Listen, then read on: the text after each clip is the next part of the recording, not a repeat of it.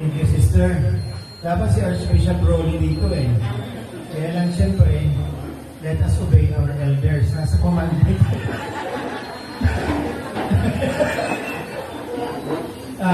Well, yung huling kanta, it's the most wonderful time of the year. And indeed, it's the most wonderful time of the year. It's a time of the year that we all look forward to because of the food. Meron po pala dito, hindi ako natin.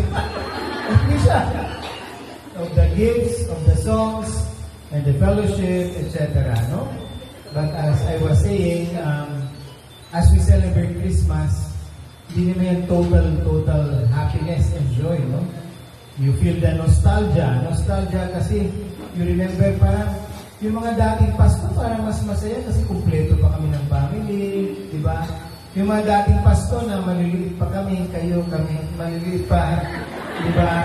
Happier, yung mga dating neighbors or community members na wala na. Or yun namang iba na for this year, namatayan sila o may nawala sa community, it becomes one of the the saddest Christmas for them. Meron namang iba pag yung Christmas party, baga potluck, masaya may pagkain, potluck. Mabuti pala siya, hamon ang dala. Ako ibus. Ibus parang okay nang exchange gift. Ako, yung mo, ang na-receive niya, bagong cellphone.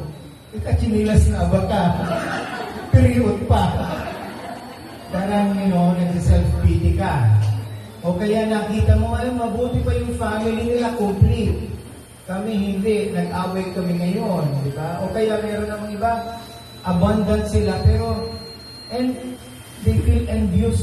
Sila hindi masyado mayaman, bakit parang ang happy nila, So this dynamic between the joy and sadness, palaging naandyan, So kaya nga, we make yung imagery ng darkness and light. Jesus is the light that shines on Christmas. And and we will always have this, hindi mawawala yan. And that is why, the gift of Christmas is Jesus being our light. Pero kahit ganun pa man, di ba, naurlit ka mo halit sa indong mga communities. Kumisan parang ang feeling mo, parang mas masaya na lang dito, tahimik ako, pero kakailangan pa ourselves. We seek the other. And that is Christmas. God going out of Himself to seek us out, humanity. So, nakakapagod yun, di ba? Pagod tayo kasi nagparakaroling ka mo. Nagparakaroling, tama na kitang fan, di ba? Mapakakal ka mo. Pero, but there is the joy of Christmas. And if you come back to it, the happiest Christmases are those Christmas that you did not spend only for yourself, but you reach out to the others. So, God lumabas sa sarili niya and become a little baby. So, kasuod pagpuon kang misa, dala-dala ko yung ninyo, may mga little boys and girls na naghahadok. Pero itong sarong aki, nagranis ako, nag-aaral ka, magbisa na ako sa iyo. Ako ang pinapabisa. Kaya ako man nagbisa. Ako man nagbisa sa iya.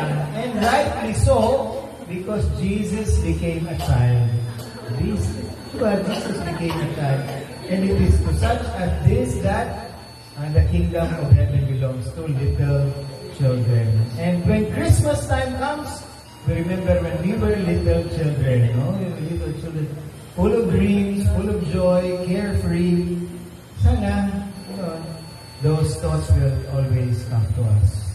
So, anyway, siguro si Archbishop, sakop ko na din sa message na yung length na yun, tama na. Kasi pag pinahaba ko pa, makakatulog na si Archbishop.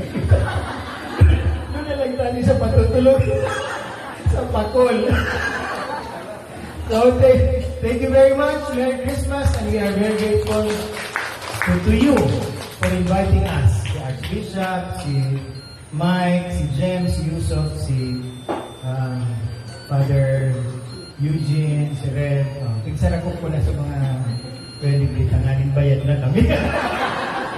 Merry Christmas!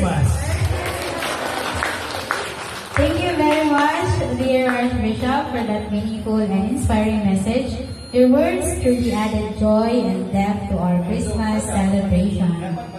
Okay, para sa last but not the least presenter, we invite our next presenter who will share with us